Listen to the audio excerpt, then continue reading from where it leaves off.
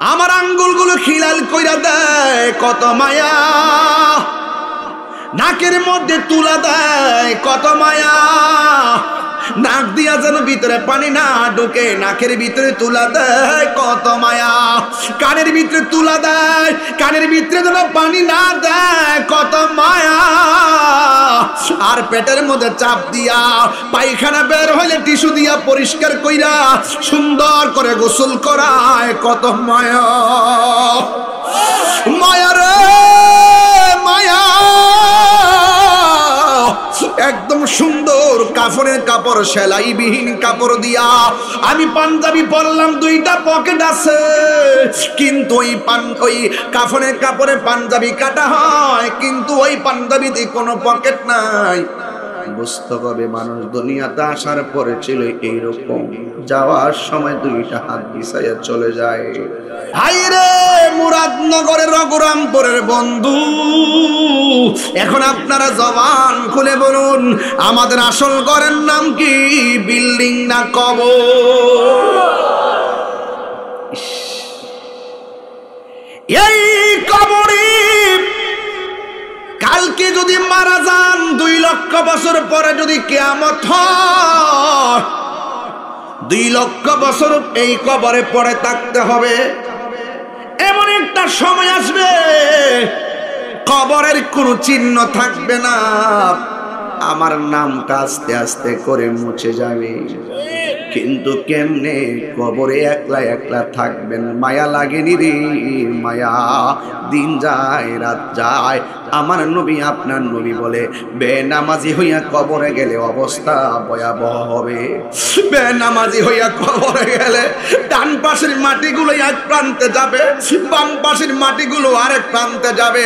ডান পাশের মাটি এমন একটা বাড়ি মারবো, হাড্ডিগুলা ভাঙ্গা ডান পাশ থেকে বাম হাতে চলে যাবে, বাম পাশের হাড্ডিগুলা এমন একটা চাপ মারবে, ওই হাড্ডিগুলা ডান পাশের হাড্ডির ভিতরে। আল্লাহু আকবার কোন না কেন?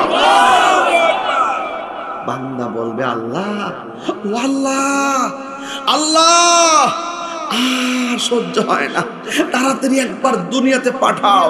আগে যদি জানতাম এইভাবে বেনামাজি হইয়া কবরে আসলে কবরের মাটি এমন আচরণ করবে, জিন্দেগি তুই এই মাটির উপরে চলাফেরা কইরা আমরা নামাজ ছাড়তাম না। কথা বলেন ঠিক না?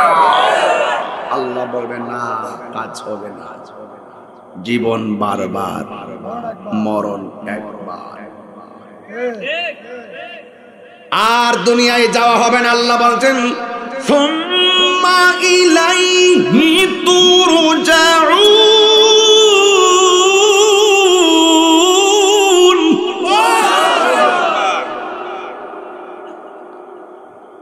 তোমাদেরকে দুনিয়াতে পাঠাইছিলাম, আমি আল্লাহ নিয়ে আসছি, আর যাওয়ার সুযোগ হারিয়ে যাব একদিন আমি, রবনায় ভুবন চিরদিন বলো হারিয়ে যাব, রবনায় ভুবন চিরদিন। ক্ষমা করে দিও তোমরা আমায়, বলো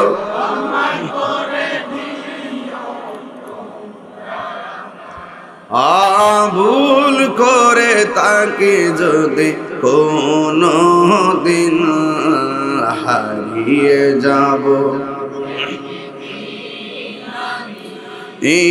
রবনায় ভুবন চিরদিন বলো হারিয়ে যাব, রবনায় ভুবন চিরদিন।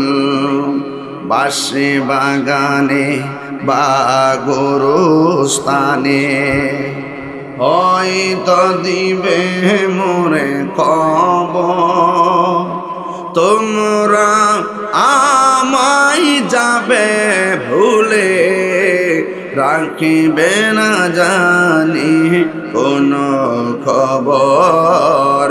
বাসি বাগানে গোরস্থানে হয়তো দিবে মনে কবর, তোমরা আমায় যাবে ভুলে, রাখিবে না জানি কোনো খবর। পড়বে কি মনে আমার কথা, ফেলবে কি অস্ত্র কোনো দিন, হারিয়ে যাব এই রবনায় ভুবন চিরদিন, বলো হারিয়ে যাব এই রবনায় ভুবন চিরদিন, বলো ক্ষমা করে দিও তোমরা আমায়, বলো ক্ষমা করে দিও, ভুল করে তাকে যদি হারিয়ে যাব, একদিন আমি রবনায় বঞ্চির দিন, বলো হারিয়ে যাব এই রবনায় ভুবন দিন, থাকবো না আমি গিয়াসউদ্দিন আত-তাহিরি, একদিন পৃথিবীতে থাকবো না। নাই নাই আমার বাবা নাই, নাই নাই আপনার বাবা নাই, টিনের ঘরে চাল দিয়া বৃষ্টি পড়লে ছিদ্রটা বন্ধ করে দেয় যেন পানি না পড়ে, পানি যেন ভিতরে না পড়ে, ঘরের চালের ফুটা বন্ধ করে দেয়। কিন্তু বাড়ির পাশে গোরস্থানে বৃষ্টির পানি কবরে ঢুকতে ঢুকতে গলা পর্যন্ত হইয়া যায়। আমরা একটা দিন ওই বাপের কবরের খবর নিলাম না। হায়রে এই হাড্ডিগুলো কবরে ভাসতেছে, কিন্তু মানুষটা বলতে পারতেছে না কবরের পানিটা শুকাও। এই কবরের পাশে আরেকটা কবর, কিন্তু এই কবরের মানুষ কান্না করলে পাশের বাড়ির কান্নার আওয়াজ শোনে না। এই কবরের মানুষটা কষ্টে, ওই কবরের মানুষটা সুখে, সুখের বাগ দেয় না, কষ্টের বাগ নেয় না। বুঝেননি আপনারা? আমি বুঝাইতে চাইতেছি দুইটা কবর পাশাপাশি, সুখের বাগ দেয় না, কষ্টের বাগ নেয় না। তার মানে বোঝা গেল এই পৃথিবীর মানুষ বড় নিষ্ঠুর। মারা গেলে সম্পদের ভাগ নেয়, টাকার ভাগ নেয়, কিন্তু মরণের সময় যে কত কষ্ট, এই কষ্টের ভাগ পৃথিবীর কেউ নেই না। কবরের ভিতরে যে কষ্ট, এই কষ্টের ভাগ ওই দুনিয়ার মানুষ যারা জীবিত থাকে তারা নেই না। রাতের বেলা একটু বের হব, অনেকে লাইট নিয়ে আসছে। আমি বলছিলাম পৃথিবীর মানুষ বাবা সবকিছুর ভাগ নেয়, কিন্তু মৃত্যুর কষ্টের ভাগটা কেউ নেয় না। আপনি মহিলা দেখেন না, ব্যাংকের টাকা নেওয়ার জন্য 3 পুলাই কুত্তার মতো কামড়া কামড়ি শুরু করে, মনে যেন টাকা রাখা দিয়ে বাপে মনে হয় মনে একটা ইয়া দিয়ে গেছে। এই জন্য যে বাপের সম্পদ দিয়া বায়াবে কামড়া কামড়ি করে, ওই বাপের উচিত সন্তানকে টাকার মালিক না বানায়া মানুষের বাচ্চা বানায় দেওয়া। আগে মানুষ হয়, আগে মানুষ হয়, মানুষ হয়। এই জন্য যুবক ভাইরা আমার অনুরোধ করে বলবো, আদব রাখবেন, দাদার জন্য দোয়া করবেন। আপনার বাপের বাপ আপনার দাদা, আপনার জন্য, আপনার বাপের জন্য আপনার যে মনটা কান্দে, আপনার বাবাও কিন্তু আপনার দাদার জন্য মনটা এমনি কান্দে। আপনার দোয়া করা দরকার আছে না বাবা?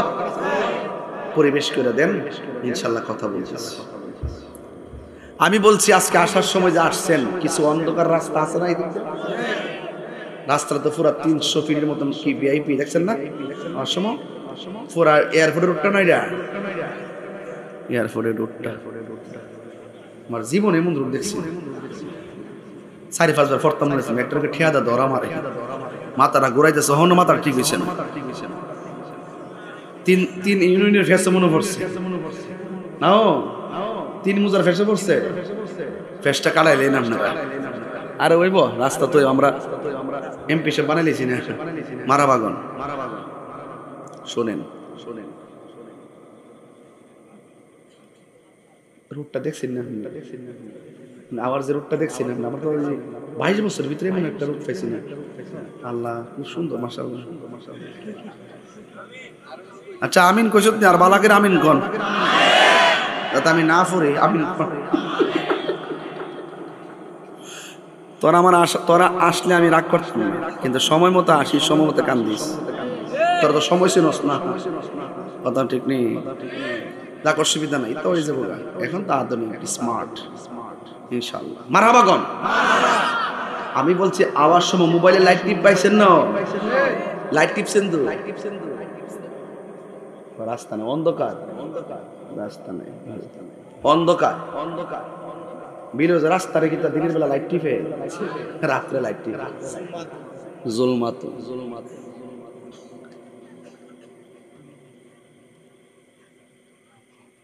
অনেকের হাতে লাইট আছে, মোবাইলও তো আবার টর্চ লাইট আছে, এখন আছে না? রাত্রেবেলা হাইতেছে যে কি ডরাইতেছে। আবার অনেক সময় দেখবেন রাত্রেবেলা বাইরে বাইরে অন্ধকার থাকলে লাইট নিয়ে বাইরে নি, এই যে আপনার ইয়ার্ড আছে না, এই জায়গাটা পশমটি লাফ মাইরা উঠে। অনেকে মনে করে ডরে বুঝে লাফ মাইরা উঠে না, কবরের মাটিটা আপনার ডাক দিয়া এই আমার জায়গাটা কিন্তু সুবিধাজনক না, বালা করে আমল করে আইও, তইলে উপায় থাকবো। ইমান আমল ছাড়া আইলে উপায় থাকতো না। যখন কবর মাটিটা ডাক মারে তখন এই শরীরের পশম গুলা বিজারা দিয়া, ঠিক কিনা বেটি? এই তোমরা আবার মুরব্বীর সামনে দাঁড়াচ্ছি বললে বাবা বসেন না আপনারা? আরে বাবা বুদ্ধি করেন না, এত জায়গা দিয়ে রাখছে কার লাগিয়া? তা আপনার কি কষ্ট হইতেছে আপনারা? আমি বলছিলাম অন্ধকার থাকলে আলোর প্রয়োজন আছে না নাই? বিশাল বড় মাঠ, রাতের বেলা ওয়াজ হবে, ইচ্ছা করলে আমাকে লাইটটা দিলে চলতো, কিন্তু আপনাদের লাইটটা দিয়ে মাঠটা আলোকিত করে দেওয়া হয়েছে। সুন্দর আলো জ্বলতেছে। আল্লাহ রাব্বুল আলামিন বলেন, আল্লাহু ওয়ালিয়ুল্লাযীনা আমানু ইখরিজুহুম মিনাজ-যুলুমাতি ইলান-নূর। আল্লাহ রাব্বুল আলামিন বলেন, যারা ঈমানদার তাদের অভিভাবক হলাম আমি আল্লাহ। আমি আল্লাহ যখন অভিভাবক হয়ে যাব, দুনিয়ার লাইট লাগবে না, আমি আল্লাহ রাব্বুল আলামিন তাকে অন্ধকার থেকে আলোর দিকে নিয়ে আসব। হেদায়েতের মালিক কে? আরো জোরে বলি, হেদায়েতের মালিক কে? আল্লাহ রাব্বুল আলামিন হেদায়েতের মালিক। এই জন্য যুবক আল্লাহ রাব্বুল আলামিন কোরআনে বলেন, দুইটা কোয়ালিটি যেই মানুষের মাঝে থাকবে এই মানুষটার জন্য আল্লাহ জান্নাতের শুভ সংবাদ দিয়েছেন। আল্লাহ রাব্বুল আলামিন কোরআনে বলে দিয়েছেন, ইল্লাল্লাযীনা আমানু ওয়া আমিলুস সালিহাত, যারা ঈমানদার, যারা নেক আমল করে, এদের জন্য আমার আল্লাহ জান্নাতের অফার দিয়েছেন। এ আমার যুবক ভাইয়েরা, জান্নাতের অফার দিয়েছেন। আল্লাহ রাব্বুল আলামিন বলেন, ওয়াবাশশিরিল্লাযীনা আমানু ওয়া আমিলুস সালিহাতি আন্না লাহুম জান্নাতিন তাজরি মিন তাহতিহাল আনহার। আল্লাহ রাব্বুল আলামিন বলে যারা ঈমানদার, ঈমানদারকে যারা আল্লাহকে বিশ্বাস করে, নগরটাকে কি পুরুষ মহিলা মিললে, পুরুষ মহিলা মিললে, পুরুষ মহিলা মিলে ৭,০০০ আর না না ইয়ানটা আছে না কিছু সব মিলে ২০০ দিব কিতা শোনা ৬,৭০০ ফন্ডারিয়ান আছে ১৫০০ কত হইছে ৮,০০০ ৯,২০০ প্রায় ৯,০০০ টাকা করছে। হ্যাঁ ১০,০০০ টাকা করছে ১০ টাকা করছে ১০ টাকা লইয়া কয়টা হ্যাঁ আচ্ছা আসুক মোট টাকা উঠছে ১০,০০০ টাকা। মেরে দিছি আচ্ছা আইছে হাজার কাছে জাহের কত টাকা যাইছে হাত ২ হাত আরো ২,০০০। আরে বাপ রে বাপ টিয়ার দিতে খেলা লাগিয়ে গেছে গোবড়া। ওই দেখ ফাল দিছে ফাল মারছে দেখ বাজান ১২,০০০ হইছে মিলাদুন নবীর মোহাব্বত মারহাবা কোন নাকি লাগা নারে তাকবীর। আচ্ছা আমি শেষ বলে কিছু দিলে দিয়ে দাও চিন্তা করিস না পাগল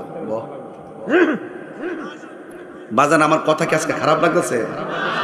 আমি একটা লাইন ধরছি ঈমানদার কারে কো আল্লাহকে বিশ্বাস করা জোরে গান কাকে নবীদেরকে বিশ্বাস করা কাকে রাসূলদেরকে বিশ্বাস করা কাকে তাকদীরকে বিশ্বাস করা আখিরাতকে বিশ্বাস করা আসমানি কিতাব সমূহকে বিশ্বাস করা এটা হলো ঈমানের সংজ্ঞা।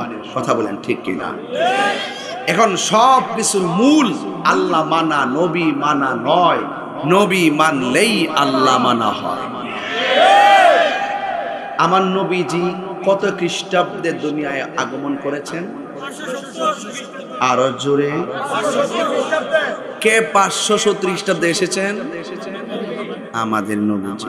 কত বছর তিনি দুনিয়াতে ছিলেন? কত বছর? বাংলাদেশে কিছু শায়েখ বাইরেছে ৪০ বছর মানে না, ৪০ বছর মানে না, ২৩ বছর বলে এর আগে বলে নবী আসিন না। ইন্টারভিউতে লেখে ৬৩ বছর নবী হায়াত পাইছে শরীয়তে ৬৩ বছর আর ওয়াজের মানে উঠতে ৪০ বছর নবী আসিন না।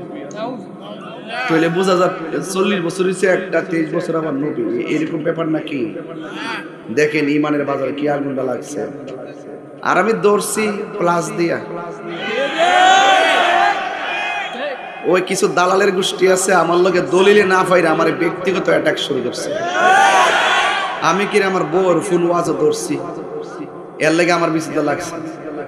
ওয়াজ হয় বউর ফোন ধরে তুমি ধরতাম না, আমার বউ হইলে একটা তুমি না ধরলা আরেক বউ কইব তুমি দি হের ফোন ধরলা আমারটা দিয়ে ধরলা না, ঘর গেলে দিব বাস। কতক্ষণ ঠিক না বেটি? আমার লোকে ব্যক্তিগত আক্রমণ করছে, আমার নাম দিয়া দিয়া মাজার ফুজারে দিয়া সঙ্গীত বাইর করছে। এটা কিন্তু হ্যাঁ আগে বাইর করছে। এরা যদি এইভাবে বাইর না করতো আমি দেখছি আমাদের অঙ্গনের কিছু পোলাপান বাইর করছে, এটা ঠিক না। তোমরা এরা দিকে এরকম বাইর করছে, তোমরা আবার এরকম বাইর করো না। আমি লড়াই করতেছি দলিলের লড়াই। আহমদুল্লাহ সাহেবের সাথে আমার ব্যক্তিগত কোনো দ্বন্দ্ব নাই। উনি মানুষ, ওনার ভুল হতে পারে। কোরআনে হাফেজও নামাজে দাঁড়াইলে কি হয়? ভুল হইলে মুক্তাদিগুলা পিছন থেকে কি দিবে? লুকমা দিবে। কেমনে লুকমা দিবে? আল্লাহু আকবার না, সুবহানাল্লাহ। কেমনে লুকমা দিবে? সুবহানাল্লাহ বলবে। কথা কোন ঠিক কি না? তো যুবক ভাইরা আমার, এখন ইমাম সাহেব যদি নামাজ থেকে উঠটা করতে আমার বুলদুল লেগে চলবো, তো আহমদুল্লাহ সাহেবের একটা স্লিপ অফ টাং হোক আর ওনার গবেষণার ভুল হোক, আমি এটা ধরেছি। এটা আমার ধরাটা যদি সঠিক না হয় উনি লাইভে এসে বলবে তাহির সাহেব আপনি আমাকে বলছিলেন, আমি বক্তব্যটা দিছি কেন? আমি যে বলছি ৪০ বছর আগে নবী ছিল না, এটার ব্যাখ্যা হইলো এটা, তথ্য শেষ হয়ে যাবে। উনি চুপ করে ঘরে বসে রয়েছে।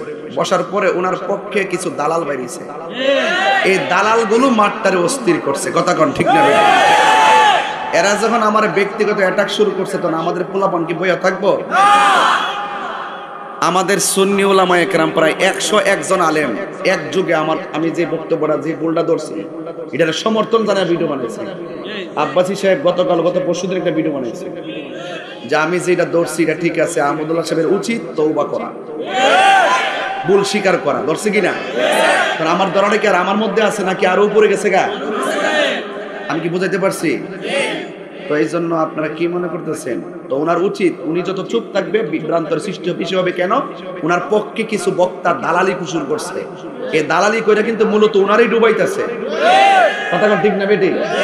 ওনার উচিত আইসা ডাইরেক্ট বলে দেওয়া, বক্তব্য দেওয়া, তাই তো সমাধান হয়ে যায়। এখন অনেকে বলে আমি নাকি বেয়াদব, আমি আহমদুল্লাহ সাহেব এত বড় হুজুরের ভুল ধরি। উমা, উনি মানুষ না, ওনার ভুল হইতে পারে না, ওনার কি তার সব সঠিক হয়ে যাবো গা? যেই প্রশ্ন দিয়ে প্রশ্নের সব উত্তর দিতে পারে, এটার উত্তর দিতে পারে না। ওয়াইফাই সালাম যাইব কিনা, কত বক্তব্য উত্তর দেয়, কোন উত্তর তো বাদ দেয় না। একদিন শুনলাম না যে আমি পারি না, যেটা দিবে এটি উত্তর দেয়। তাহলে আমি যে ভুলটা ধরলাম, প্রশ্ন করলাম, এটার উত্তর দেওয়ার সময় কি উনি পায় না?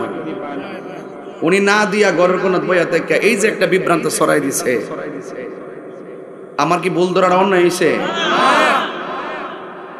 যতদিন তিনি নীরব থাকবে পরিস্থিতি তত গোলাটে হবে, ঠিক কিনা? যাই হোক, আমি আশা করব, এখন আশা করবো আহমদুল্লাহ সাহেব আপনি এই ব্যাপারে সুস্পষ্ট বক্তব্য দেন। আমি আবারও বলি, আমার নবী যে দুনিয়াতে আসার আগেও নবী হিসেবে নির্ধারিত ছিল, মা আমেনার মাস থেকে দুনিয়াতে আসছে, নবী হিসাবে আসছে। 40 বছর পরে ওহী আসছে, কোরআন নাজিল হয়েছে, নবুয়ত প্রকাশ পাইছে। কিয়ামত পর্যন্ত আমার নবী থাকবে, আমার নবীর পরে আর কোন নবী আসবে না। এটাই সুন্নিদের আকীদা। কথা কোন ঠিক না? যে ব্যক্তি বলবে যে 40 বছর নবী ছিল না, এটা হলো চুপা কাদিয়ানি। কাদিয়ানিরা নবীর শেষ নবী মানে না। এরপরে কিছু কিছু বক্তা আছে, আমি তাদেরকে খুব জ্ঞানী মনে করতাম, যেমন আমির হামজা। আমি মনে করছিলাম লোকটা একটু সংশোধন হইব। লোকটা আজ থেকে প্রায় 5 বছর আগে বলছে, আমি যদি কামিল পাশা সার্টিফিকেট দেখাইতে পারি, তিনি জীবনে ওয়াজ করতো না। পরের সপ্তাহে আমি বাইরে কামেল হাদিস না কামেল ফেকা সহকারে দাখিল থেকে কামিল ফেকা পর্যন্ত সব ফার্স্ট ক্লাস সার্টিফিকেট আমি ওপেন করছি। এরপর কিন্তু উনি ওয়াজ করতেছে, তাইলে উনার কথা মতো উনি মুনাফিক। এই লোকটা ওই দিন কি কইলো শুনেন। এই লোকটা বলতেছে নবী নাকি দুনিয়াতে আসার পরে 40 বছর পর্যন্ত নাকি সমস্ত মানুষ নবীকে নবী হিসেবে বলতো না। তিনি বলতো আব্দুল্লাহর বেটা মুহাম্মদ নাকি বলতো, আব্দুল্লাহর বেটা মুহাম্মদ নাকি বলতো। নবীজিকে নাকি 40 বছরে কেউ নবী বলে ডাকে নাই, এই নবীকে নাকি কেউ রাসূল বলে ডাকে নাই। আমি রামজান সাহেব, আমরা নবীর নিয়ে এত গবেষণা করছি, আল্লাহর রহমতে আমরা সামনে টিকতেন না। আমি তাই আপনি চ্যালেঞ্জ গ্রহণ করেন আমার, আমি আপনার দেখাই দিলাম। 40 বছর আগে নবীকে নবী হিসেবে বলতো, খাতামুন নবীন বলতো, রাহমাতুল লিল আলামিন বলতো, রাসূল বলতো এবং নবী বলতো।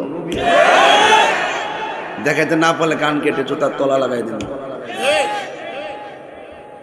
কি মনে করেন, কি মনে করেন তাহিরিকে? ওয়াজের ধারা দিকে ভিন্ন, শুধু আপনারই তাফসীর করতে পারেন। আমরা যদি ওই স্টাইলের ওয়াজ শুরু করি, আপনারা টিকবেন না। আমরা একটা ধারায় ওয়াজ করি, নবীর প্রেম সম্মান নিয়ে ওয়াজ করি, শান টান গাই। এটারই মনে করছেন যে আমরা গান টান গাই নাকি? আমরা ওই বক্তা না যে চাপাবাজি কইরা বক্তা না। যদি আমার মানুষ হিসেবে ভুল হইতে পারে, কিন্তু আপনার উচিত আমাকে ভুল ধরাই দেওয়া। এখন যারা বক্তব্য দিতেছেন তারা স্টেজে উঠটিকো আহমদুল্লাহ সাহেবের ভুল ধরতেছে তাহিরি, আমরা তো তাকে আলেমই মনে করি না। আর বেটা প্রতি মাসে 90টা মাহফিল করে তুই আমার আলেম মনে করিস না? কি তার কথা? আমার কিন্তু দেখ, আমি শুধু দেখবার লাগে আমরা দাওয়াত করতো না। এই হাজার হাজার লোক যে বসে রয়েছে আর কি দেখার জন্য আইছে, তাহিরিকে জীবনে দেখছে না। তো আমার ওয়াজ যদি মানুষ যদি না শুনতো, এইভাবে কি বসে থাকতো ঘন্টার পর ঘন্টা? যারা কি বোঝাইতে চাই, বোঝা গেল দালিলিক যুদ্ধে যারা পরাজয় বরণ করে শেষ পর্যন্ত তারা ব্যক্তিগত অ্যাটাক করে। আহমদুল্লাহ সাহেবের সাথে আল্লাহর কসম আমার ব্যক্তিগত কোনো বিরোধ নাই, এটা আকীদার বিরোধ। উনি একটু সুস্পষ্ট বক্তব্য দিয়ে দিলেই ফেস লাগে না। ওনার পক্ষের লোকগুলো ওনার পক্ষ নিয়ে এই বিভ্রান্তিকর বক্তব্য যত দিতেছে ততই গুমুর ফাঁস হইতেছে। কথা কোন ঠিক না বেটি? আপনারা বলেন যে আহমদুল্লাহ সাহেব খুব শিক্ষিত, ওকে। আমি কালকে ওনার উইকিপিডিয়া দেখলাম, চার্জ করে উনি মাদ্রাসা বোর্ডের কোনো সার্টিফিকেটই তার নাই। আমার তো দাখিল, আলেম, ফাজেল, কামেল, হাদিস, কামেল, ফিকহ ওনার একটাও নাই। ওনার উইকিপিডিয়া দেখলাম যে এটা উল্লেখই নাই। কওমিতে পড়ছে, নাহবিমির পড়ছে, কিছু গুগল থেকে বাইর করে দলিল টলিল পড়ছে, বিভিন্ন প্রশ্ন নিজে তৈরি করে উত্তর দিয়ে মানুষ মনে করে যে উনি বড় শায়েখ। আমি ওনার যোগ্যতা নিয়ে প্রশ্ন করছি না। ওনারা যখন আমাকে বলে আমি আলেমই না, আমি কিছু না, আমি ডাবল টাইটেল পাস করার পর এর কাছে আমার কিছু মনে হয় না। আরেকবার আজে মাদ্রাসার গেটের কাছে গেছে না, ও কমিতে পড়ছে, কিছু নাহবিমির পড়ছে বিভিন্ন উস্তাদের কাছে, এইগুলো নিয়ে পইরা কিছু কথাই পণ্ডিত আর কি, কথাই পণ্ডিত, কথাই পণ্ডিত তো ইবলিসে ছিল। কথা কোন ঠিক না বেটা? তো সুতরাং শিক্ষাগত যোগ্যতা নিয়ে যদি হাতান, সবগুলার কিন্তু আমি জানি কদ্দুর আছে, আমরা ওই দিকে যাই না। রাস্তার ফকির যদি মাস্টার্স পাস নাও করে, কিংবা যদি সে বড় মাদ্রাসায় নাও পড়ে, তার ভিতরে যদি নবীর প্রেম থাকে, আমরা সেটাকে মূল্যায়ন করে থাকি। অনর্থক শিক্ষাগত যোগ্যতার উপরে কথা বলার চেষ্টা করবেন না, আমরা ফেলে দেওয়ার মতো কেউ না। আমি কি বোঝাতে পেরেছি? যাকে নিয়ে এত গর্ব করেন তাকে বললেন কামেল পাশা সার্টিফিকেট দেখাইতে, বললেন ফাজেল পাশা সার্টিফিকেট দেখাইতে, কমি তো মান দিছে, শুক্রে শুক্রে 8 দিন হইছে, এখন তো কিছুটা মান পাইছে। ওনার তো এই মানটাও নাই, আগেই পাস করছে, কিছু লেখাপড়া করছে। তা আমরা এগুলো বলতে চাই না। আপনারা মুখ খুলবেন, আমরা কলিজার ভিতরে ঢুকিয়া বের করে নিয়ে আসবো।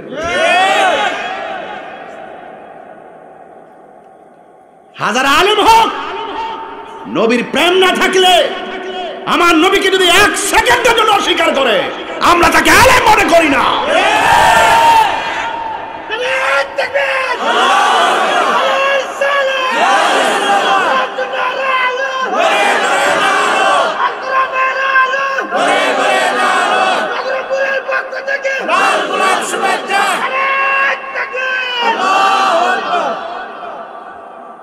আপনারা কি আমার কথায় কষ্ট পাইতেছেন? সম্পদের দাম বেশি না ইমানের দাম বেশি? একটা মানুষ বেহেশতে যাইবে ইমানের কারণে। নামাজ যে পড়ছেন কবুল হয়েছে কিনা জানেননি, রোজা যে রাখছেন কবুল হয়েছে কিনা জানেননি, হজ যে করছেন কবুল হয়েছে কিনা জানেননি, যাকাত যে দিয়েছেন কবুল হয়েছে কিনা জানেননি, তো কিছুই জানেন না। নামাজ কবুলের গ্যারান্টি কার্ড নাই, ওয়ারেন্টি কার্ড নাই। রোজা কবুলের গ্যারান্টি কার্ড নাই, ওয়ারেন্টি কার্ড নাই। হজ কবুলের গ্যারান্টি কার্ড নাই, ওয়ারেন্টি কার্ড নাই। তো আপনার আছে কি? আপনি বলবেন কোনো কিছুর আমলের ওয়ারেন্টি কার্ড নাই, গ্যারান্টি কার্ড নাই। একটা গ্যারান্টি কার্ড আছে, একটা ওয়ারেন্টি কার্ড আছে। আমরা মুরাদনগরবাসী আমার নবীকে জানের চাইতে বেশি ভালোবাসি।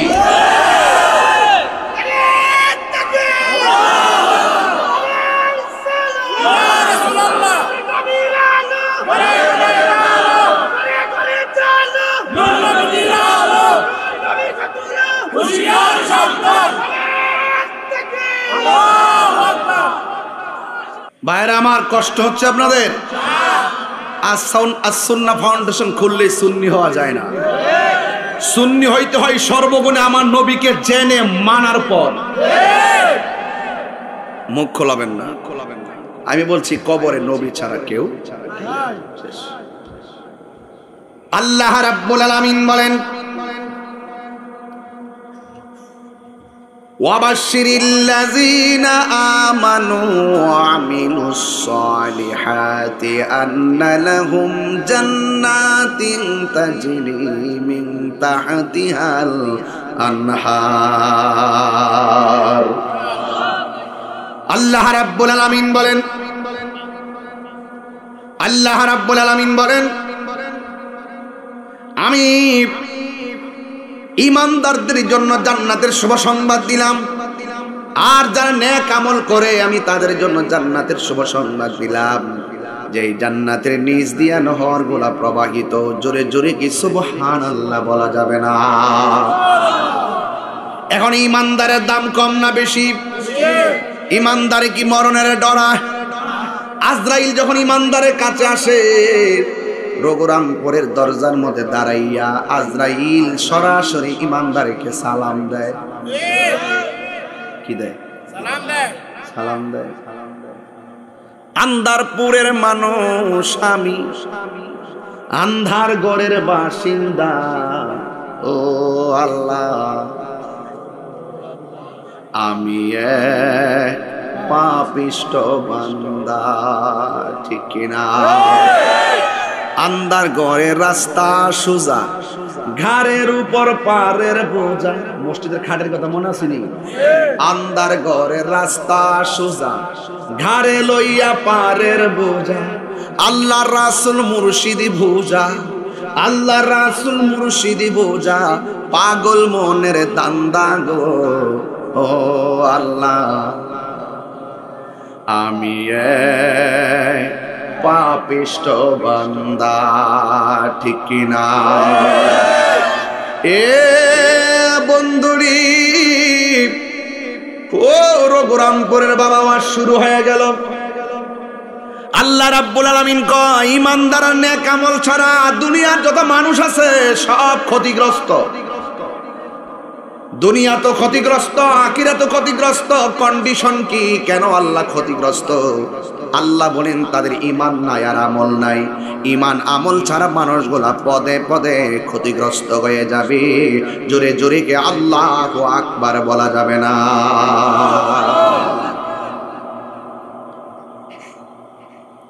এ আমার যুবক ভাইয়েরা, এই জন্য আমার নবী, আপনার নবী রাহমাতুল লিল আলামিন বলে দিয়েছেন, একটা মানুষের সামনে যখন আজরাইল আসে রুহটারে ধরে, জীবন্ত বকরি গায়ে থেকে চামড়া তুললে বকরি যেমন কষ্ট হবে, এর চাইতে বেশি কষ্ট হবে আজরাইল যখন তার রুহটারে বের করে নিয়ে যাবে।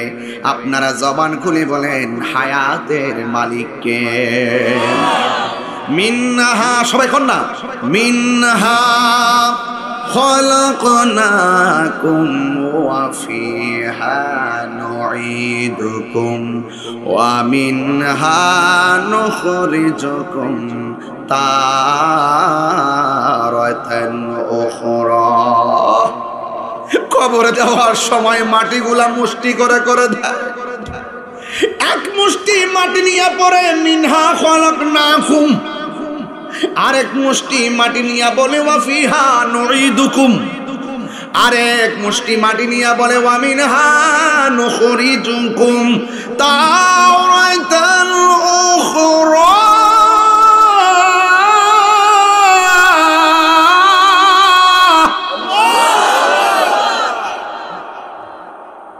এইভাবে মাটি নিয়ে পড়ে আপনাকে আমাকে এমন ভাবে মাটি দেয়।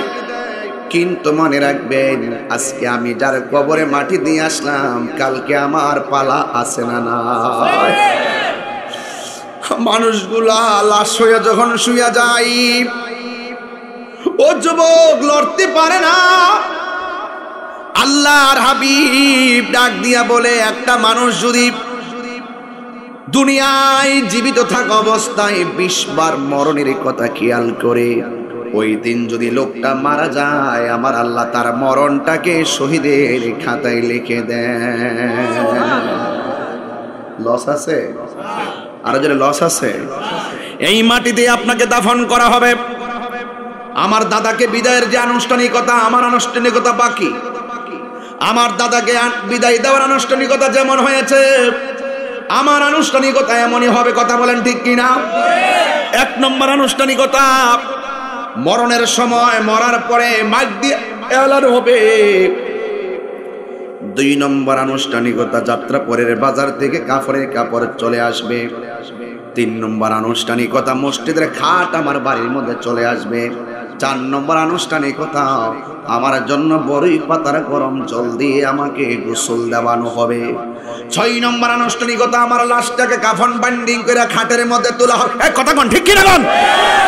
7 নম্বর গেল। 8 নম্বর আনুষ্ঠানিকতা, মানুষগুলো লাইন ধরে ধরে আমাকে বিদায় দেওয়ার জন্য দাঁড়ায়া যাইব। 9 নম্বর আনুষ্ঠানিকতা, কবরের মধ্যে আমার নামায়া দিব। 10 নম্বর আনুষ্ঠানিকতা, আমার লাশের উপরে ছানি গুলা দিবে, মাটি গুলা দিয়ে বিদায় হয়ে চলে আসবে। দাদারে বিদায় দেওয়ার জন্য যে আনুষ্ঠানিকতা ছিল, আমার আনুষ্ঠানিকতা এইভাবে শুরু হবে। গরম পানির জল করবে, গরম পানিটা দিয়ে আমাকে গোসল করানো হবে, কিন্তু বেশি গরম দিবে না, চামড়ায় যেন গরম না লাগে। অথচ তখন আমার অনুভূতি নাই, আমার ভিতরে রূহ থাকলে আমার অনুভূতি হতো।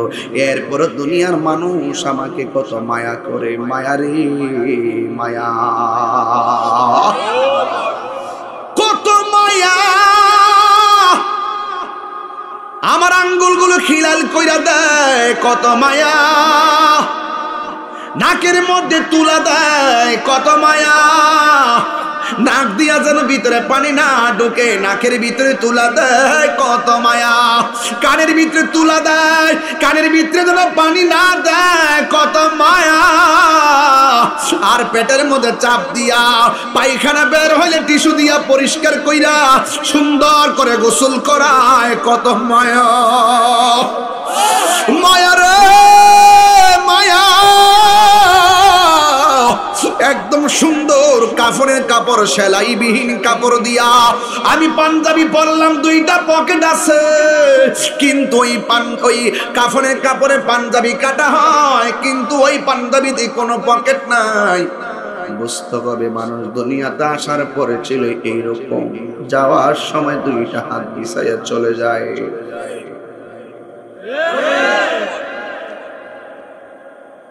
সাজিয়ে গুজিয়ে দে মোরে সজনী তোরা, সাজিয়ে গুজিয়ে দে মোরে, সাজিয়ে গুজিয়ে দে মোরে সজনী তোরা, সাজিয়ে গুজিয়ে দে মোরে। বড়ই পাতা গরম জলে শোয়ায়া মশারির তলে, বড়ই পাতা গরম জলে, বড়ই পাতা গরম জলে শোয়ায়া মশারির তলে, আতর গোলাপ চন্দন মেখে দে সজনী তোরা, সাজিয়ে গুজিয়ে দে মোরে। সবাই সাজিয়ে গুজিয়ে সজনী তোরা, সাজিয়ে গুজিয়ে দে মোরে।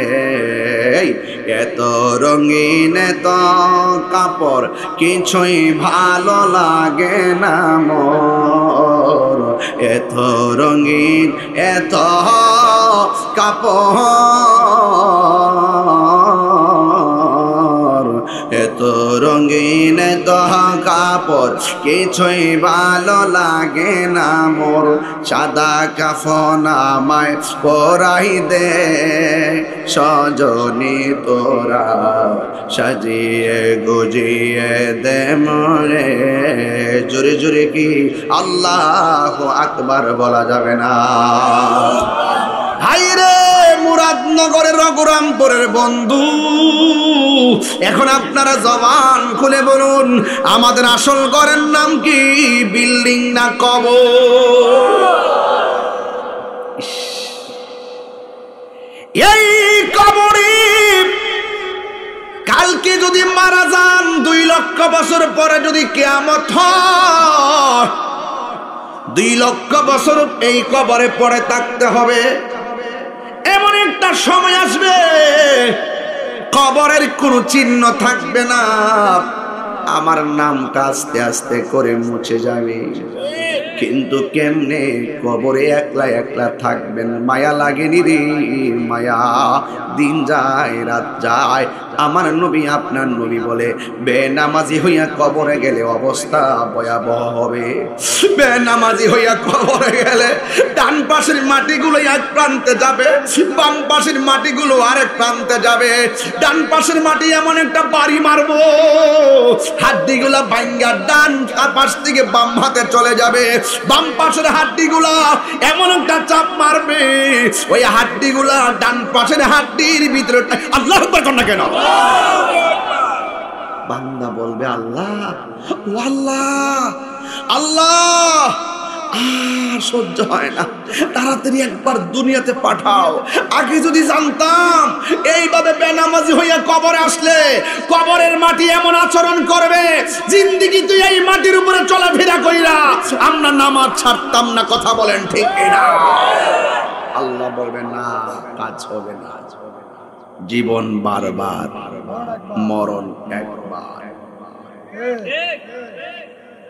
আর দুনিয়ায় যাওয়া হবে না। আল্লাহ বলছেন সুম্মা ইলাইহি তুরজাউন।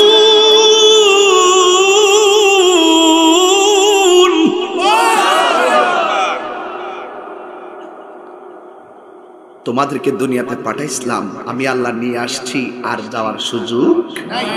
যুবক, এই যুবক, তোমাকে বলছি, হাসতে হাসতে নিজের মূল্যবান সময় নষ্ট করতেছ। এখন চিপা চাপা দিয়া যে দূর দিয়ে হাঁটো, একদিন সময় আসবে ইচ্ছা করলো পাটা ঠিক মতো ফালাইতে পারবা না। এমন একটা সময় আসবে ইচ্ছা করলেই তুমি কাছের জিনিসটা ভালো করে দেখবা না। এমন একটা সময় আসবে ইচ্ছে করলেই তুমি শুদ্ধ করে এই জবান দিয়ে তেলাওয়াতটা করতে পারবা না। এমন একটা সময় আসবে ইচ্ছে করলেই তুমি তোমার শক্তি নিয়ে দৌড়তে পারবা না। এই জন্য এখনই সময়।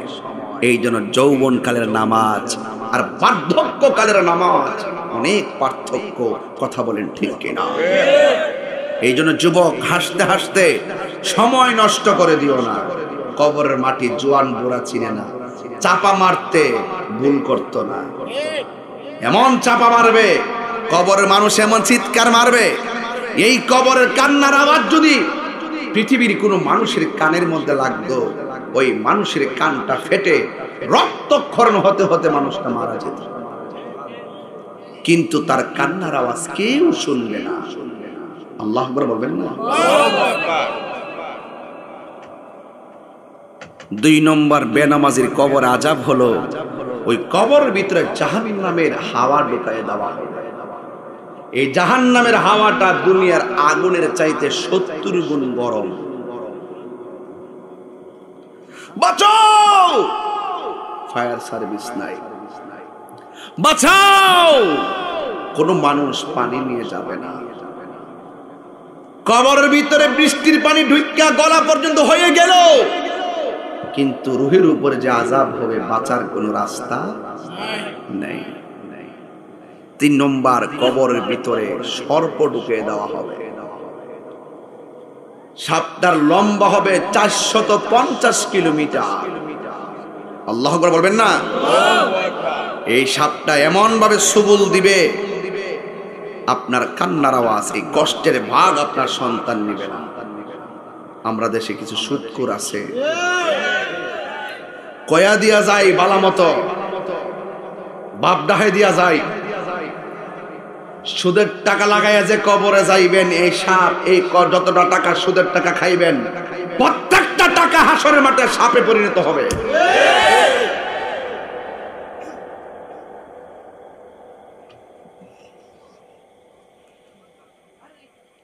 সুদখোর,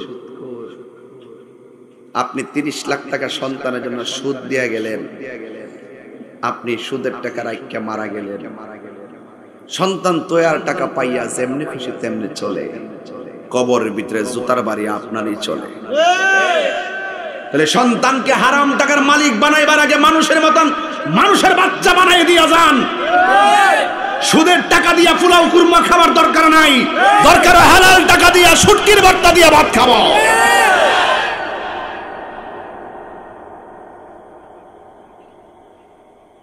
যেমনে মন চায় এমনি চলেন। আবার দেখলাম সমাজে সুদখোরের দাম বেশি। আমরা বাপ ডাইকে আইনা চেয়ারে বসাই, বাপ ডাইকে আইনা মসজিদের সভাপতি বানাই।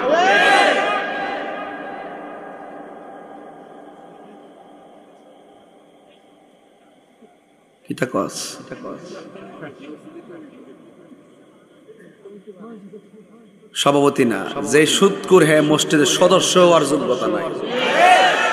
সভাপতি তো ফরজ সাবজেক্ট। আর সুদখোরদের ধরতে আমার ভালো লাগে, মনটা টটফটা ধরতে। এই সুদখোরটির কারণে রঘুরামপুরে গরিব আরো বেশি গরিব হইতাছে। আরে আল্লাহ টাকা দিছে, আল্লাহ কইছে তোরে আমি দন দিছি, কর্জে হাসানা দে, দান করে দে, নাইলে কর্জা দে। আমি তো মনে করি এই রঘুরামপুরে তো টেহার মালিক আছে বাজার, প্রত্যেকটা টেহার মালিক যদি সুষম বন্টন নীতি আলোকে স্বর্ণের জাকাত, টাকার জাকাত, মালের জাকাত দিত, এই রঘুরামপুরে একটা গরিব খুঁজা পাওয়া যাইত। জাকাত দে দে দে, সুদের টেহা বাড়লে দে।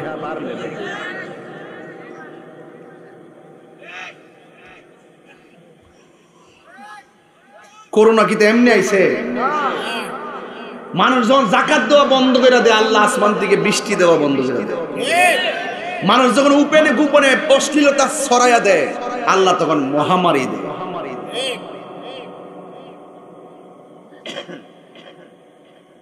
আপনার এলাকার তো সুদ করে নাই। আস্তে কর, আস্তে কর, আস্তে কর, সুদ করে। কে কে সুদ কান হাত তোলে? কইরে সুদ কর কইছে না আপনার এলাকা ভালো আছে? ফানসুরুটে পয়সা নষ্ট, যুবক নষ্ট মদে, কুসমাজে গেরাম নষ্ট, খাদক নষ্ট সুদে। সুদ করে নামাজ পড়ে কেমনে জানেননি? আল্লাহ আল্লাহ আল্লাহ। আর সালাম ফিরে কেমনে জানেননি? আসা আসা।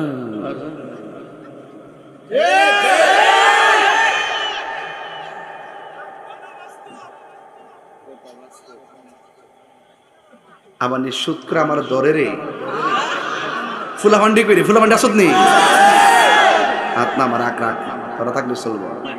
আজকে থেকে ওয়াদা করো সুদ খাইতাম না, সুদের টেহা লাগায় বিদেশ যাইতাম না। সুদের টেহা লাগায় বিদেশ গেলে চাকরি না পাইলে আমাদের রেনিওয়ালাদের সুদের টেহার চাপ, হে দিদা তোমার নাই চাকরি, বাড়ির থেকে দেয় টেহার চাপ, গোড়ায় গোড়ায় হে দিদা তুমি ডিপ্রেশনে মরো, এই দিদা বাপ মা টেহার চাপে মরে। আজকে থেকে আমরা সুদের টেহা লাগাইয়া বিদেশ যাইতাম না, প্রয়োজনে 3 ভাই সংসারে থাকলে মুদিমালের দোকানে চাকরি করবো, সিএনজি সালামো, অটো সালামো, কাপড়ের দোকানে চাকরি করবো। 3 ভাইয়ে মিল্লা টাকা জমায় 1 ভাই বিদেশ যাইব। সুদের টেহার চাপ নাই, লস হইলে লস, লাভ হইলে লাভ। কথা কোন ঠিক কিনা? হারামের মধ্যে কোনো আরাম নাই। কথা বলেন ঠিক কিনা? বলেন অ্যাকশন, অ্যাকশন, সুদখোরের বিরুদ্ধে, ঘুষখোরের বিরুদ্ধে। মুরব্বী বাবারা রাগ করেন না বাজান, রাগ করেন না বাজান। যা খাইছেন খাইয়া লাইছেন, আর খাইয়েন না। কবরের জায়গাটা বালা না। সুদের টিয়া তুইয়া যাবেন ফুতে, পাঁচি হান পালসার আর 15 চালাইব, ফায়দা কবরে জুতার বারে আমনের একটা মানি ধরতো না। তাহলে এই জন্য আমি এই টিহার মালিক বানাইতাম কি লাগা? দরকার সুটকির বাটাটা ভাত খাবো, ফোলার কমে যায়, এই ফোলা চাকরি করে ভাত খা, মানিক একটা ভাত খা, সিন্ডি ছেলে খা। আরে বাড়া দেখবেন যারা সুটকা অতলা টিহার মালিক হইয়া 10-12 প্রকার আইটেম দিয়ে কিন্তু ফালাইতে গেলে হিয়ানো জায়গা ওই যে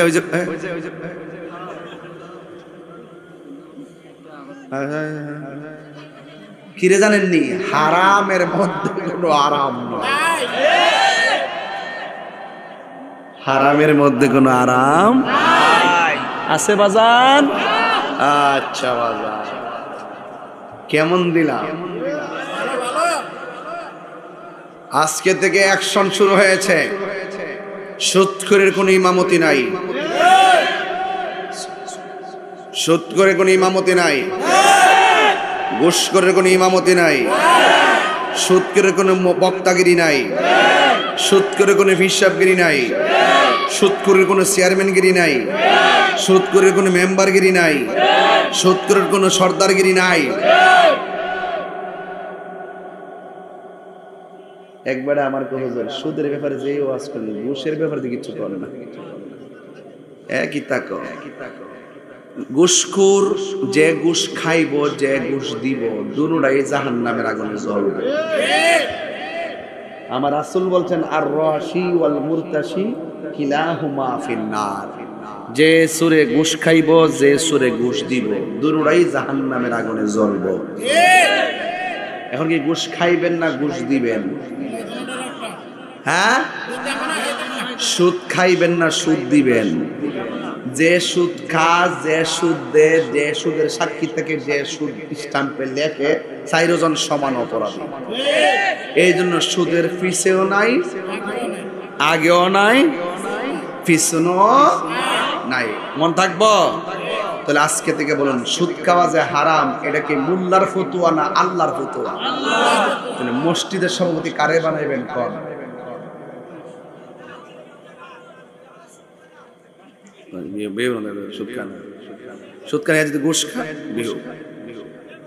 আমরা বানাবো ওই লোকটারে, যেই লোকটা দাড়িওয়ালা, 5 ওয়াক্ত নামাজিওয়ালা, আশেকে রাসূল, ওয়াক্তের নামাজ মিস করে না। এই লোকটা যদি কোদাল দিয়া মারিও কাটে, তাকে সভাপতি নিয়োগ দেওয়া হলো। আর টেহাওয়ালারা যদি কোনো কাহিনী করে, সবাই মিলে আন্দোলন করবেন। তোমার মতন সুদ করে টাকা নিয়ে মসজিদের টাইলস লাগার প্রশ্নই আসে না। তোমার মতন সুদখোরের টাকা নিয়ে মসজিদের ফ্যান লাগানোর প্রশ্নই আসে না। তোমার মতন সুদখোরের টাকা নিয়ে টাইলস লাগানোর প্রশ্নই আসে না। আপনার এলাকার মানুষ সর্বসম্মতির সুদখোর জানেন না সুদ খায়, এতে টেনে টাইলস লাগাই দিয়ে যান। এই টাইলসের ভিতরে যুগের পর যুগ মানুষ সাজদা করতেছে। এটা হারামখোরের টাকার টাইলসের উপরে সাজদা করতাম। কি রে, দরকার আম গাছের তলে নামাজ পড়ুম, দরকার হয় টিনের ঘরের ভিতরে নামাজ পড়বো, কিন্তু সুদখোরের টাকা দিয়ে মসজিদে কোনো কাজে লাগাইতাম না। কথা কোন ঠিক না?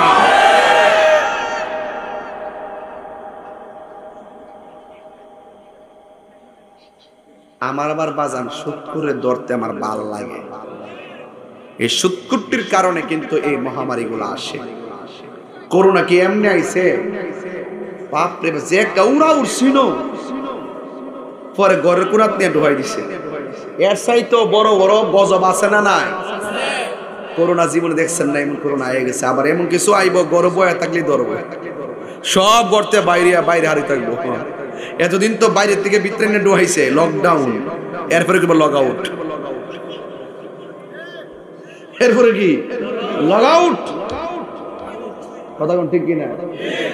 যুবক ভাইরা আমার, এখন আজকে থেকে বলুন, সুদ খাবো? এই সুদ খাবো? সুদ খাওয়া কি হালাল না হারাম? এটা কি মোল্লার কথা না আল্লাহর কথা? কারা কারা সুদের পক্ষে হাত তোলেন? ওই দেখছিস নালামতরা, দেখছিস নালামতরা 7-8টা তুলে লেছি দি।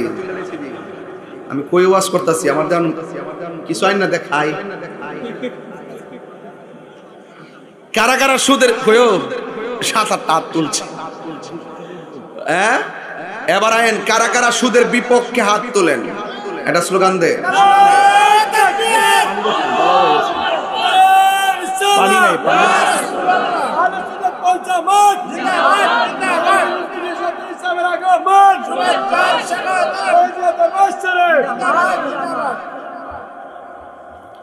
এই কালা গেঞ্জি,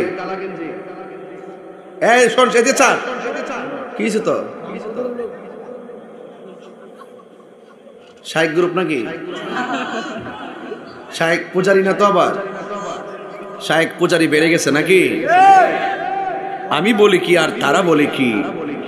শাইখ পূজারি নতুন নাম দিয়েছি। জ্বালাই দিমু আংরা করে, আংরা আমরা করি মাজার জিয়ারত, আমরা করি মাজার পূজারি। এখন তোমরা শাইখ পূজারি। এই শাইখ পূজারীদের সাথে আমাদের কোনো সম্পর্ক নাই। কথা বলেন ঠিক কিনা?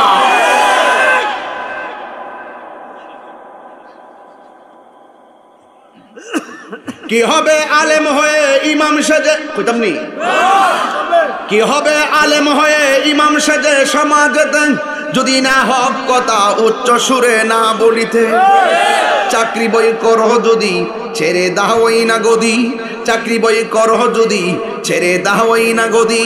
কি হবে ধোঁকা দিয়ে আল্লাহকে, কি হবে বেঁচে থেকে অযথা বিদ্যা শিখে, যদি না করতে পারি শুধু মুক্ত সমাজটাকে।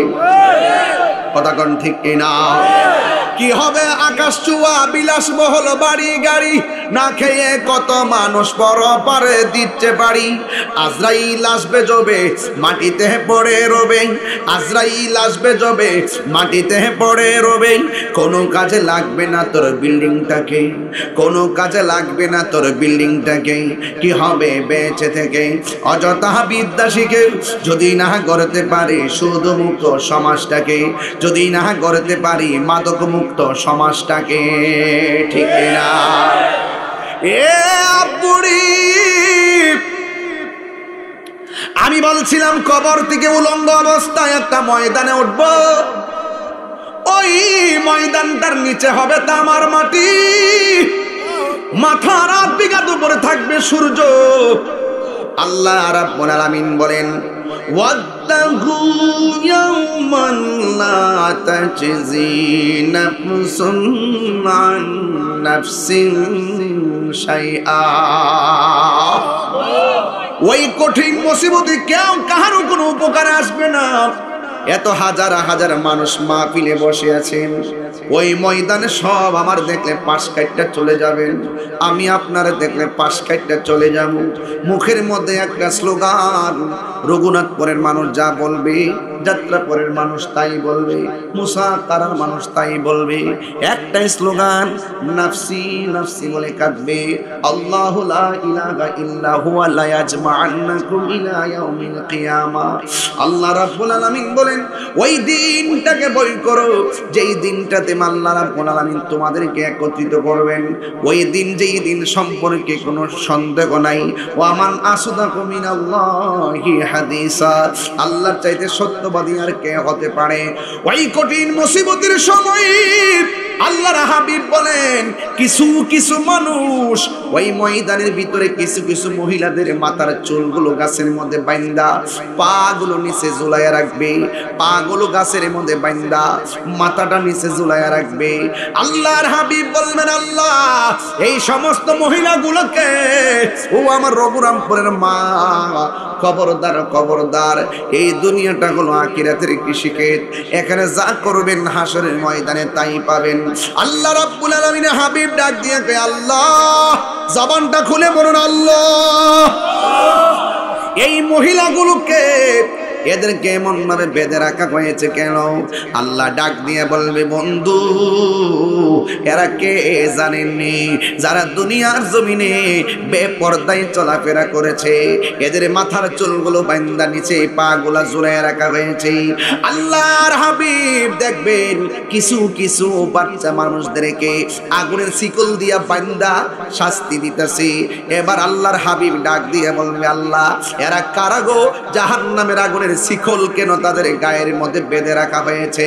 হ্যাঁ বন্ধু, এই কবর থেকে হাসরে যাওয়ার পর ওয়া মিনহা নুখরিজুকুম তারাতান উখরা, ওই কঠিন মুসিবতকে ভয় করে নামাজ পড়েন, ওই কঠিন দিবসকে ভয় করে আপনি রোজা রাখেন, ওই কঠিন দিবসকে ভয় করে আপনি যাকাত দেন। আল্লাহর হাবিব বলবেন আল্লাহ এরা কারা? তাদের গায়ের মধ্যে জাহান্নামের শিকল বাঁধা রাখছে। এবার আল্লাহ রাব্বুল আলামিন বলবেন বন্ধু ও আমার বন্ধু গো, এরা কারা জানেননি গো? এরা হলো দুনিয়ার ওই সমস্ত বান্দা যারা দুনিয়ার জমিনে মার মনে কষ্ট দিয়েছে, বাবার মনে কষ্ট দিয়েছে, এই জন্য তাদের গায়ের মধ্যে জাহান্নামের আগুন লাগাইয়া দেওয়া হয়েছে। এই জন্য রঘুরামপুরের মা, আমি বেশি লম্বা করব না, একটা কথা বইলা দিয়া যায়, তাহিরিকে যদি জীবনে একটা মিনিটের জন্য ভালোবাসা থাকো, আমার যদি একটা মিনিটের জন্য ভালোবাসা থাকেন, আমার কথা যদি একটা সেকেন্ডের জন্য ভালো লেগে থাকে, ওই ভালোবাসার দাবি নিয়ে আপনাকে একটা কথা বলবো, জীবনে কোনোদিন মা বাবার মনে কষ্ট দিয়েন না। এই জায়গাটার মধ্যে কষ্ট দিলে দুনিয়া তো ভুগবেন, আখিরা তো ভুগবেন। যত কোটিপতি হন না কেন, মা বাপের মনে কষ্ট দিলে ফুলাও কুরমা খায়া ফ্যাট ভরবে, কিন্তু মনের শান্তি জীবনও পাবেন না। টাকা পয়সা বড় শান্তি না, সাতটা আইটেম দিয়ে ভাত খাইলেই মনের শান্তি না। মনের শান্তি হলো আল্লাহ পাকের পাকের দয়া। মা বাবার মনে কষ্ট দিলে জীবনে কোনোদিন মনের শান্তি পাবেন না। কেন? আল্লাহ রাব্বুল আলামিন বলেন ওয়া বিল ওয়ালিদাইনি ইহসানা, মা বাবার সঙ্গে সৎ ব্যবহার করো, অসৎ ব্যবহার করবা না। মা বাবারে ধমক দিয়ে কথা বলবা না। মা বাবার সঙ্গে ওয়াকুল্লাহুমা কওলান কারীমা, মা বাবার সঙ্গে সৎ ব্যবহার করবা। মা বাবা দোয়া করলে ডাইরেক্ট কবুল, মা বাবা বদদুয়া দিলে ডাইরেক্ট কবুল। মা বাবা দোয়া করলে সাধারণ বান্দা আল্লাহর ওলি হয়ে যায়, মা বাবা বদদুয়া দিলে কোটিপতি রাস্তার ফকির হয়ে যায়। কথা কনা ঠিক কিনা? আইরে যুবক ভাইয়ের আমার, পৃথিবীর মধ্যে সব মানুষ স্বার্থ নিয়ে দোয়া করে, কিন্তু এই পৃথিবীতে দুইটা মানুষ নিঃস্বার্থে দোয়া করে, একজন হলো বাবা আর একজন হলো মা। এই দুইজন নিঃস্বার্থে দোয়া করে। এই জন্য আমি প্রতি মাহফিলের মধ্যে বলে থাকি, নিঃস্বার্থে ভালোবাসে শুধু আমার মা, ববে যার তুলনা নাই। নিঃস্বার্থে ভালোবাসে শুধু আমার মা, ববে যার তুলনা নাই। সেই মা তোমার চলে গেলে গো, সেই মা তোমার চলে গেলে সার হইব কান্দন। এই জগতে কেউ হবে না মায়েরই মতো, এই জগতে কেউ হবে না মায়েরই মতো। চিৎকারে মেরে কি আল্লাহু আকবার বলা যাবে না? আজকের মাহফিলটা আমার কাছে অনেক বেশি ভালো লাগছে, কারণ যুবকদের ফাঁকে ফাঁকে আমার বাবার মতন মুরব্বীরা বসে আছে। এই মুরব্বীরা যে ঘরের কত সৌন্দর্য আমি জানি। আমার বাবা চলে যাওয়ার পরে ঘরটা অন্ধকার অন্ধকার মনে হয়। এ যুবক, বাবাটা কত কষ্ট করে, জীবনও বলে না যে আমি কষ্ট করি। ফুটফুট করতে করতে শরীরে রক্তটা ফানি করে ফেলাইছে, ফুটফুট করতে করতে কোমরের হাড় ক্ষয় করে ফেলাইছে। সারা জীবন পোলারে যা কিছু আছে গাম জড়াইয়া মানুষ বানাইছে। এখন বাপটা বুড়া হয়ে গেছে, পোলা ঢাকা থেকে দেশে আসার সুযোগ পাই না। কুরবানির ঈদে আসে, রমজানের ঈদে আসে, অথচ এই বাবাটা তার মানুষের মতো মানুষ বানাইছে। এ সন্তান, তুমি মাসে মাসে আসো কেন? তুমি ঢাকা সবারই নিয়ে থাকতে পারো, তোমার বাবারে কেন দেশের বাড়িতে ফালাইয়া রাখবা? এই জন্য যুবক ভাইরা, ওই বাপটা সন্তানের জন্য কি না করেছে। আজকে সমাজের বাপগুলা বুবা হয়ে গেছি, সন্তানের কষ্ট তারা মুখ খুললা সমাজে কয় না। দোকানে গিয়ে বসে বসে এক কাপ চা খাইয়া সময় কাটা, কিন্তু রাতের বেলা কাশতে কাশতে রাত্রটা কাটায়। ভালো করে কোমরটা গুছা করতে পারে না, হাড়গুলা ক্ষয়ে গেছে। পোলা যদি একটু ট্রিটমেন্ট করে ওষুধ দিত, বাপটা সুস্থ থাকতো। এই জন্য যুবক, বাপটারে আর অবহেলা করিও না। বাবা গো বাবা, বাবা গো বাবা, বাবা তুমি কেমন আছো ছোট মাটির ঘরে? তোমার কথারই হৃদয় মাঝে পড়ছে বারে বা। দেখেন তো সবটির চেহারা মলিন হয়ে গেছে। প্রত্যেকটা সন্তান বাপ মার পাগল আমার মতন। বাবা গো বাবা, বাবা গো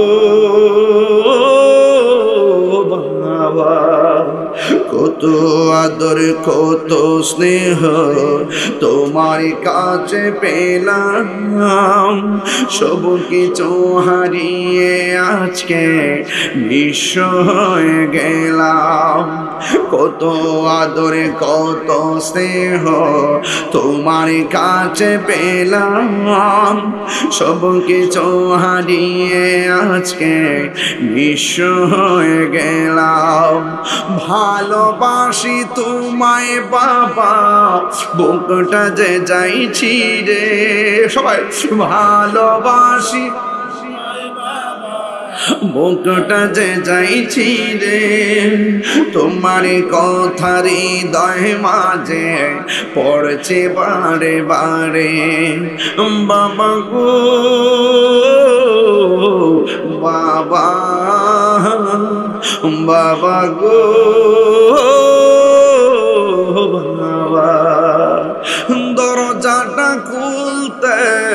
খেয়ে যাই ধোঁকা। বাবা বুঝি বলছে এলে নাকি খোকা, বুকের ভেতরটা নড়ে চড়ে ওঠে, চোখ বেয়ে জল নেমে আসে, শুধু বাবা নেই শুধু মা নেই। ও আল্লাহ, যাদের মা নাই তারা বাড়িতে কারে মা কইয়া ডাক দিব? সবাই জবানটা খুলে কন্যা আল্লাহ, দিলটা নরম করে কন্যা আল্লাহ। আব্বা ইয়া আম্মা জারুই সে মাবুদ কবরে, কন্যা আব্বা ইয়া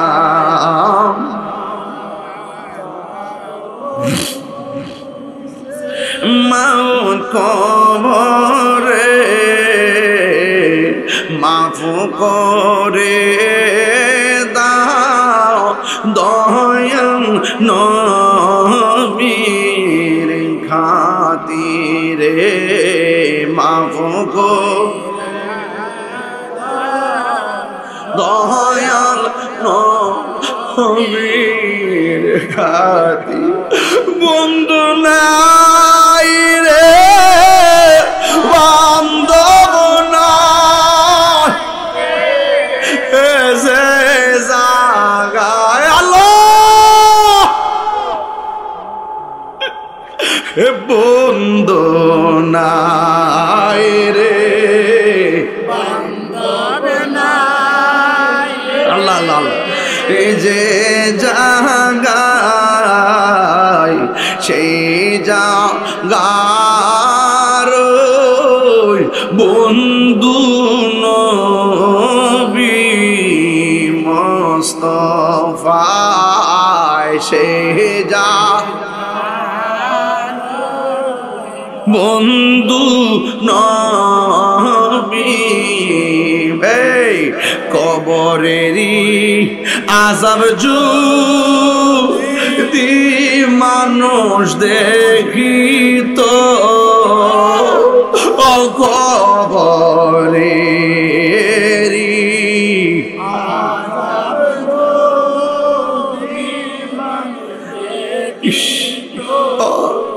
গরবারি রিয়া ফাওয়াল হইত, গরবা রিয়া পাওয়াল,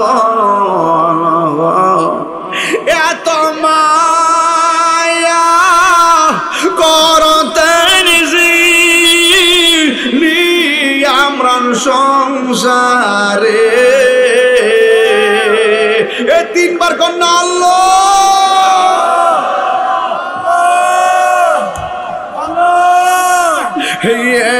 তো মায়া করতেন আমরা সংসারে, আজ বুঝি রে রইছে খবরে, আজ